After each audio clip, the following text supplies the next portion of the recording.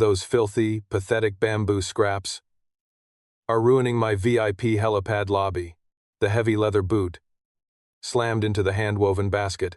Splinters of aged oak bamboo scattered across the polished marble floor.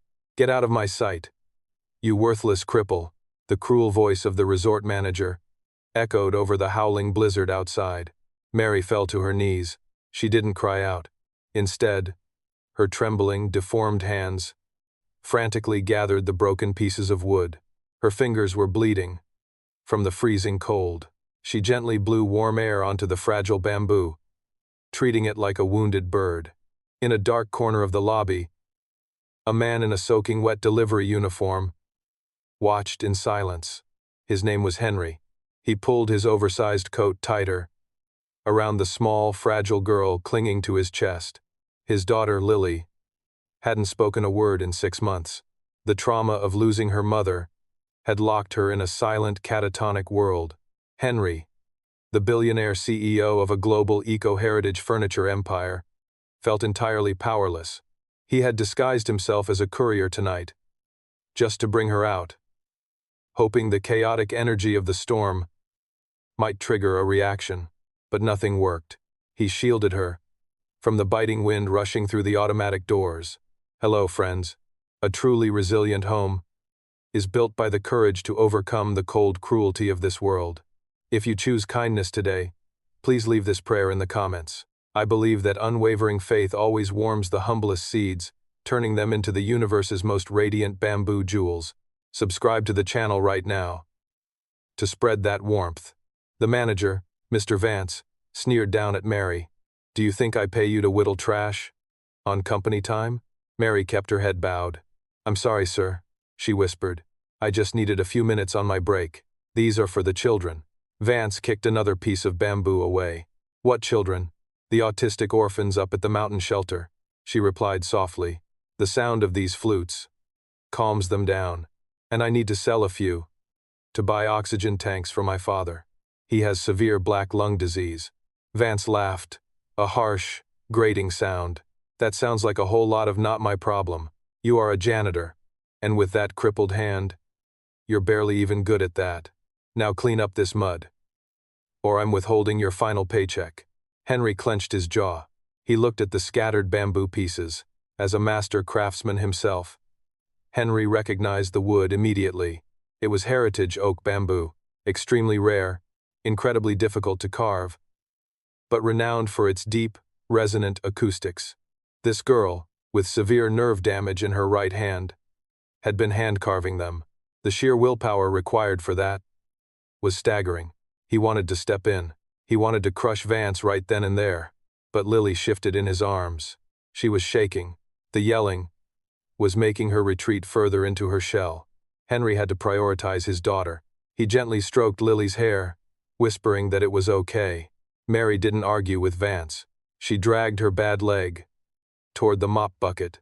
She plunged her bleeding, freezing hands into the icy water. She began to scrub the marble floor, right where Vance had tracked in the mud. The storm outside grew worse. The power flickered in the grand lobby. Wealthy guests in fur coats complained about the slight drop in temperature. None of them noticed the girl scrubbing the floor in wet, thin clothes. After 30 minutes, the floor was spotless. Vance had wandered off to schmooze with some elite clients. Mary slumped against a pillar, exhausted. She pulled the broken pieces of the flute from her apron pocket. She sat on the cold floor, pulling out a small carving knife. Her hands were blue from the cold. Yet, with absolute precision, she began to realign the splintered bamboo. She used tree sap to bind the cracks. She wrapped a thin leather cord around the joints. Henry watched her, mesmerized by her dedication. She wasn't just fixing a piece of wood. She was saving a piece of a child's hope. Mary lifted the repaired flute to her lips. She closed her eyes. She took a deep, trembling breath, and she played. The sound did not belong in that sterile, corporate lobby. It was a deep, resonant, earthy melody. It sounded like a quiet forest after a heavy rain. It was sorrowful, yet incredibly warm. The acoustics of the oak bamboo carried the notes above the howling wind. The frantic energy of the storm seemed to pause. In Henry's arms, Lily suddenly stopped shaking. Her small fingers released their death grip on his coat. Henry looked down in shock. Lily's eyes, empty and vacant for half a year, were blinking. She turned her head slowly.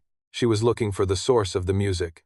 Henry held his breath, terrified that any movement would break the spell. Lily slipped down from his lap. Her bare feet touched the cold marble. For the first time in 6 months, she walked on her own. She walked straight toward the girl sitting by the pillar. Mary stopped playing. As the little girl approached, Lily reached out a tiny hand and touched the bamboo flute. Then, a miracle happened. Lily smiled, a genuine, soft smile. Henry felt tears well up in his eyes. The music of sacrifice had reached the deepest, darkest place in his daughter's soul. Let us write down this vow together with Mary. I believe that unwavering faith always warms the humblest seeds, turning them into the universe's most radiant bamboo jewels. Mary looked at the little girl, her tired eyes softening. She didn't know who this child was. She just saw a fragile soul, in need of comfort. Do you like it? Mary whispered. Lily nodded slowly. Mary gently placed the flute into Lily's hands. It's yours now, she said. It holds the breath of the forest. Whenever you feel scared, just blow into it, and the trees will protect you. Henry walked over, his heart pounding against his ribs. He knelt beside his daughter. He looked at Mary. I don't know how to thank you, Henry said, his voice thick with emotion. She hasn't smiled since her mother passed away. Mary offered a gentle, understanding nod. Pain makes us deaf sometimes, Mary replied, but the right sound can always find a way in. Henry noticed the deep cuts on her fingers. He noticed her shivering. He reached into his pocket, prepared to give her everything he had on him. But before he could pull out his wallet, a furious voice shattered the peace. What did I tell you about talking to the trash that wanders in here? Vance was storming across the lobby, his face red with rage. Vance snatched the bamboo flute right out of Lily's small hands. The little girl flinched violently, shrinking back into Henry's side. Her eyes widened in sudden, absolute terror. Are you completely deaf, you useless cripple? Vance screamed, pointing a fat, manicured finger at Mary. I told you to clean, not to play a pathetic concert for some stray kid. Mary tried to stand up, but her bad leg gave out underneath her. She fell hard against the marble pillar, gasping in pain. Please, Mr. Vance, she begged, keeping her voice low and respectful. I was just trying to calm her down. The storm was scaring her, and the music always helps. I don't care about some courier's filthy brat. Vance spat, his face turning purple. He looked at the beautifully crafted flute in his hand, with utter disgust. You are stealing company time to make literal garbage. You are fired. Effective immediately, and don't even think about asking for this month's wages.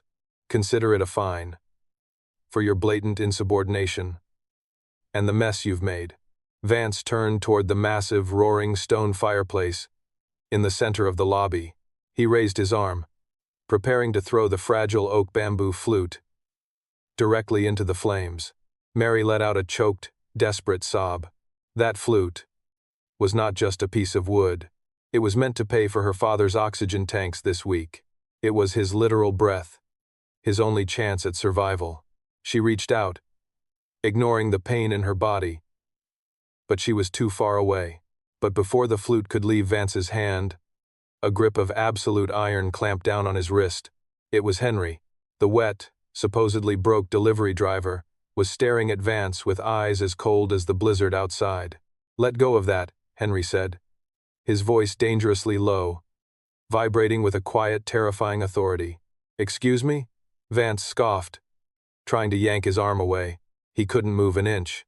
Do you have any idea who you are touching, delivery boy? Security. Get over here right now.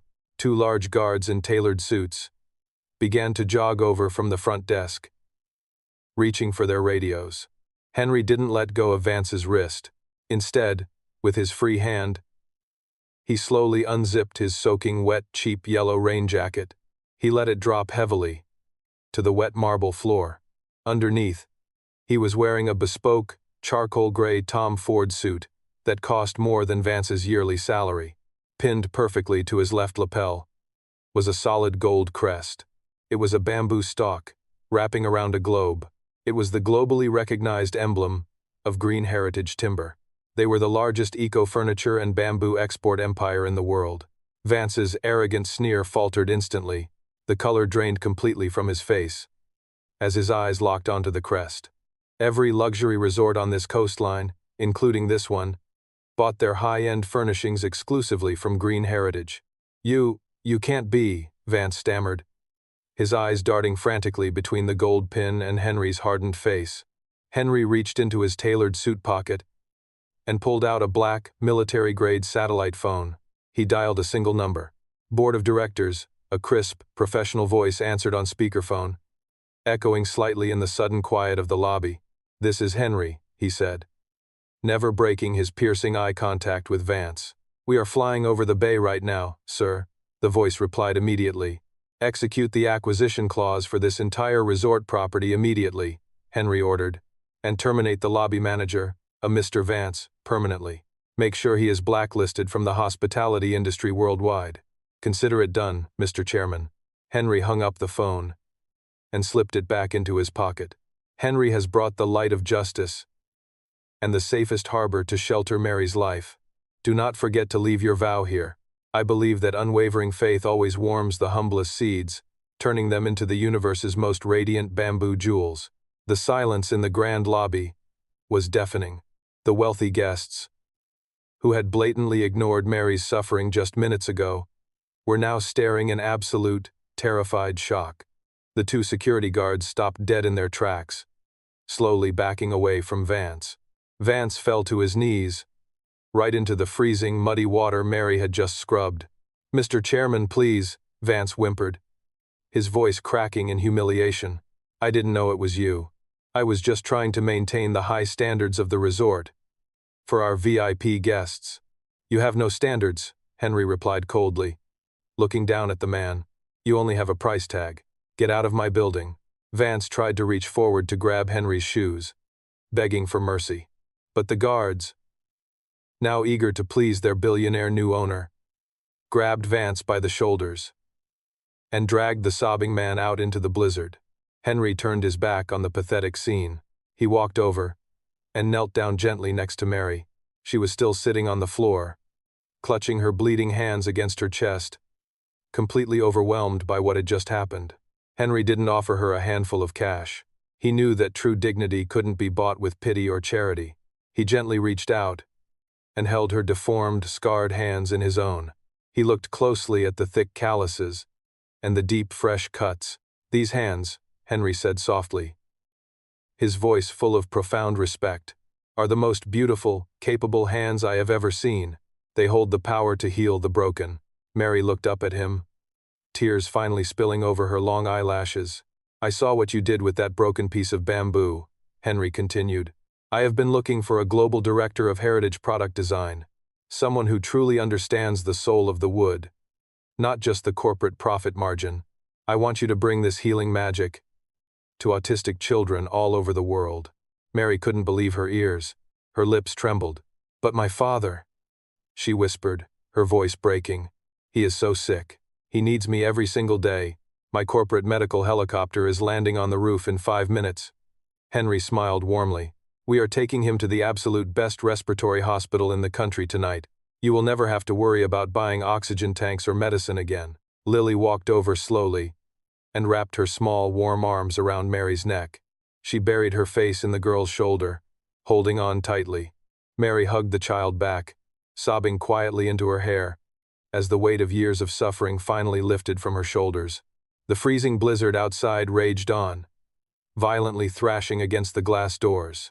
But inside that lobby, a beautiful new spring had just begun. 1 year later, the gentle, warm ocean breeze swept across the glowing mahogany deck of a massive superyacht. There was no loud, obnoxious symphony playing. There were no flashy diamond displays or arrogant guests. Instead, the warm, earthy notes of an oak bamboo flute floated peacefully through the evening air. Mary stood at the bow of the ship, wearing a simple, breathtakingly elegant white dress. Her hands, though still bearing the fading scars of her past, moved gracefully and confidently over the instrument. She was playing the Song of the Forest, the exact same melody that had brought a little girl back to life in the middle of a winter storm. Henry stood close behind her, wrapping his strong arms securely around her waist. He rested his chin gently on her shoulder, closing his eyes to simply listen. Lily, now a bright, talkative, and incredibly joyful little girl, danced around them in happy circles. She laughed brightly. Under the twinkling fairy lights strung above the deck, they were celebrating their engagement. It was a private, deeply intimate moment, surrounded only by the vast, deep blue sea and the people they truly loved. Mary lowered the flute, turning around to look deeply into Henry's eyes. He leaned in and kissed her softly. Under the vast, endless, starry sky, when Mary's bamboo flute echoes the sweetest song of destiny. Please comment. I believe that unwavering faith always warms the humblest seeds, turning them into the universe's most radiant bamboo jewels. Let us warm this beautiful moment together.